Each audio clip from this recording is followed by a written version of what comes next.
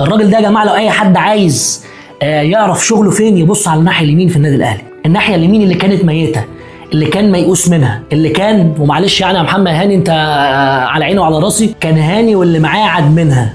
الراجل المدرب الكويس الفاهم الواعي كويس قوي بامكانيات لاعيبته، اللي فاهم قوي ودارس كل لعيب عنده ميزه ايه وبيلعب وبيطلع 120 و150% في انهي مركز في الملعب. الراجل ايقن كويس قوي مدى قوه ومهاره وجوده امكانيات اشرف بن شرقي، وادرك ان هو ما ينفعش يقعد راجل زي ده على الدكه. الراجل فهم وعرف كويس قوي امكانيات زيزو، وعارف ان الراجل ده حتى لو خد حريه في الملعب هتفضل الجبهه اليمين وناحيه عدلته اليمين والكروسات اللي بيعملها هو افضل مكان ممكن يتحط فيه احمد السيد زيزو ويفيد بيه المجموعه. ولا مش كده وبس، لا ده انا هرمي كمان اليو ديانج بسرعته وبخفته في الناحيه دي واخلي الجبهه دي سم للخصوم.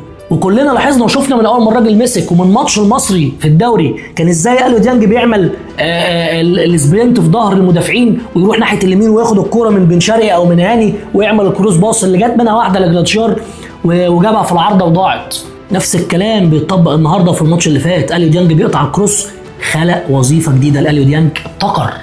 المدرب يا جماعه هو اللي بيعرف امكانيات لعيبته، عشان كده كنت هنا دايما بهاجم ريبيرو واقول الراجل ده مش عارف امكانيات لعيبته. الراجل اللي قاعد بن شرقي وعمال يمطوح في تريزيجيه يمين وشمال وشادو سترايكر ويلعب في نص الملعب ويقعد شويه ديانج ويلعب حمدي فتحي ويلعب مروان عطيه ويقعدوا شويه ويجيب ده من هنا على ده من هنا ومفيش اي ثبات في التشكيل. ده راجل مش عارف امكانيات لعيبته، مش عارف يحط ده فين وده فين.